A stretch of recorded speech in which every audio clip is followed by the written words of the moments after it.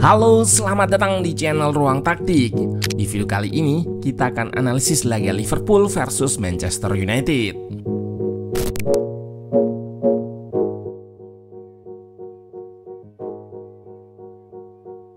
Rekor tidak terkalahkan Liverpool di Anfield oleh Manchester United akhirnya patah setelah hampir satu dekade rival utamanya ini tidak pernah menang. Ruben Amorim memberikan kekalahan ketiga bagi Arne Slot di IPL dan membawa timnya berada di peringkat 9 klasemen sementara setelah start buruk di awal musim. Tentu, kemenangan ini jadi harapan titik balik performa Man United yang naik turun seperti roller coaster. Namun bagi Liverpool, laga ini seolah memperberat langkah mereka untuk keluar dari tren buruk. Meski unggul dalam aspek statistik seperti possession serta peluang atau XG, namun Liverpool tidak mampu mengubahnya jadi hasil yang positif. Peluang-peluang yang dihasilkan tidak mampu mereka konversi menjadi gol meski memiliki XG tinggi. Dan Manchester United menghukum pertahanan mereka di awal laga lewat gol cepat Bryan Mbeumo. Terakhir, gol Harry Maguire membuyarkan harapan tuan rumah untuk pertahankan rekor setelah tandukannya tidak mampu dibendung Mamardashvili. Nah, penasaran dengan jalannya laga dari segi taktikal? Let's go, kita bahas sama-sama.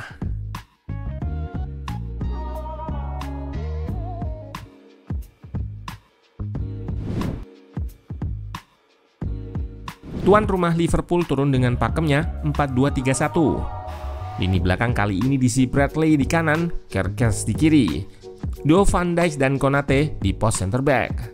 Szoboszlai diplot di belakang striker, diapit Salah dan Gakpo menopang Alexander Isak.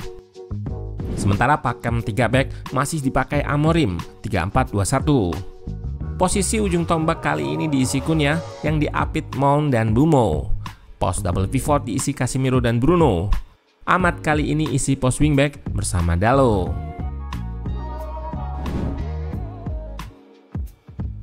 Baru berjalan 60 detik, Bryan Mbeumo sudah membuat jala gawang Mamardashvili bergetar. Diawali dari duel udara yang dilakukan Van Dijk, namun bola tersebut mengarah ke Bruno. Pemain asal Belanda tersebut keluar untuk press lantaran McAllister roboh dan terbukalah ruang di belakangnya.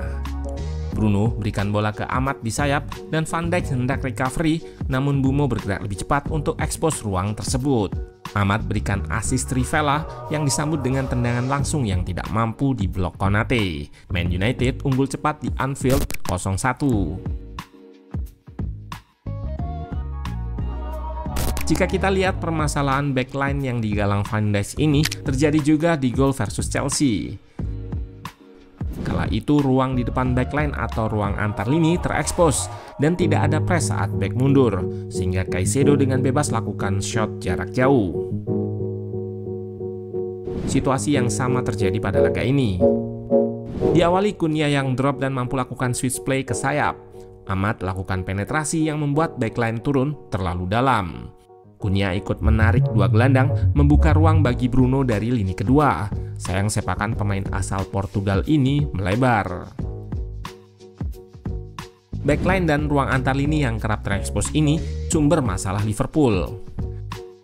Bruno kembali terlihat menguasai bola tanpa pressing dan betapa kroposnya pertahanan saat umpannya berhasil menerobos dan gagal dihalau Van Dijk, namun Kerkez justru memberikannya dekat Mbeumo. Mamardashvili keluar dan berhasil gagalkan serangan pertama, berlanjut ke sepakan Mount yang berhasil ditepisnya. Kembali terlihat ruang di depan back atau ruang antar lini terekspos oleh Bruno. Ia sangat bebas menerima bola, namun ruang tembaknya mampu ditutup Konate.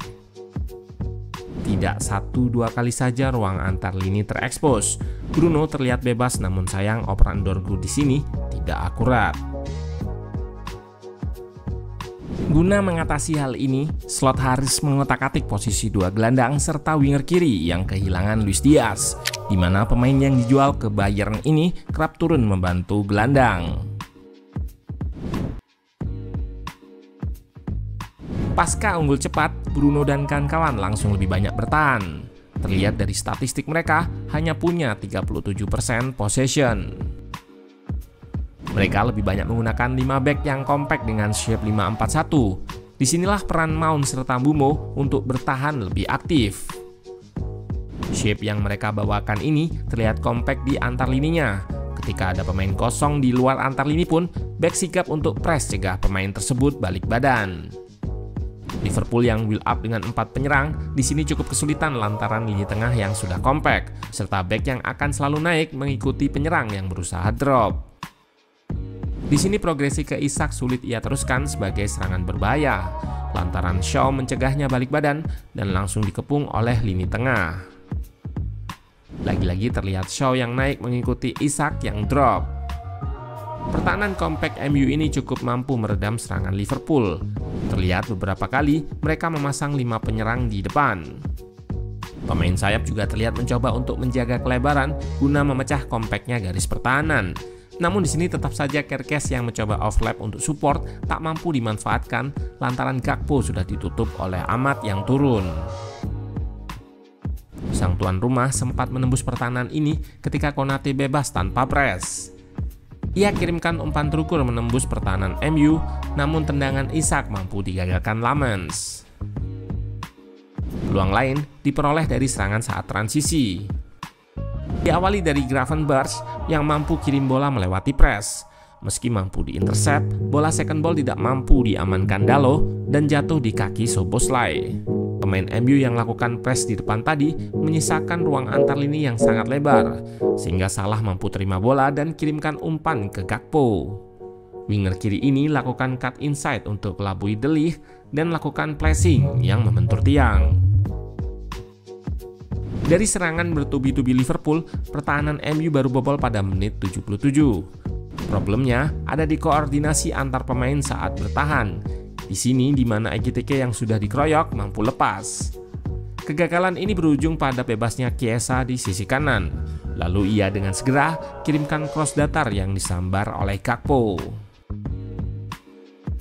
Situasi kerumunan ini seolah jadi masalah yang belum terpecahkan Amorim. Lantaran meski terdapat banyak pemain, namun di sini Gakpo masih bisa lakukan tembakan yang membentur mistar dari situasi set piece. Dari situasi fast break, pertahanan memang benar sudah mundur, namun ada timing untuk keluar dan press. Di sini, Ekitike cukup bebas mampu lesakan tendangan yang masih melebar karena tanpa press. Defense di tiang jauh terlihat lemah. Pemain bertahan nampak fokus ke bola sehingga striker lawan di tiang jauh kerap lepas sehingga bisa menghasilkan peluang.